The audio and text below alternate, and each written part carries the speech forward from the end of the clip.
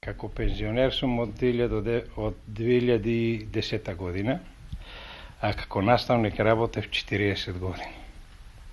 Од каде започна вашето искуство како наставник? Моето патешествие, така да го наречеме, започна 1971 година во село Драмче.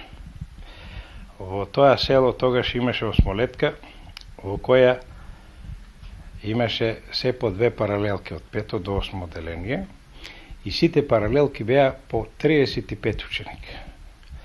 И плюс имаше оделенски паралелки во селата Селник, Драмче 4, Очипала, Киселица и Вртиславци.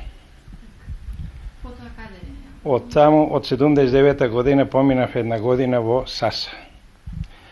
Од таму бев само една година, потоа спаднав во Македонска каменица 3 години, од 79 до 82 година. 82 година есента дојдов во Делчево Ванчо парк. Тука поминав се до 96 година, кога се поделија двете осмолетки, и јас поминав во Климент Охридски, бидејќи припаѓав на овој дел од населбата, и тука работев се до пензионирањето 2010 година.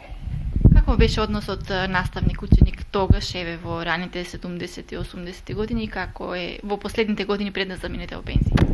Па поранешниот, мислам, однос од тогаш, од почеток, 71 година, од кога јас работам па наваме, односот беше тако што наставникот се почитуваше.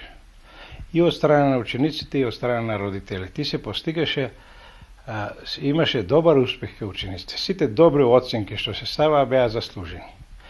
Во последните години, а и сега, како слушам од колегите, од младите колеги, сега сите ученици бараат одлични оценки, а знаење немаат на тоа. Но и тука е крива веројатно и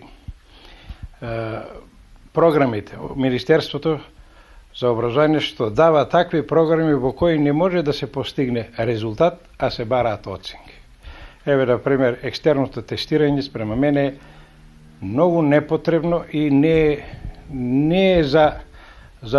не може со него да се провери знаењето на учениците.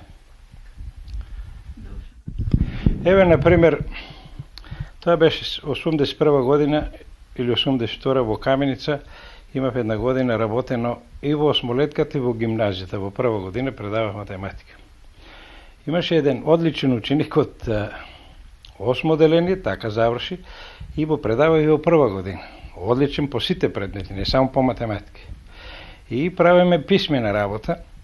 На таа писмена работа ученикот не можеше да реши ниту една задачка. На сите имаше решавано, но на крајот крајниот резултат го немаше.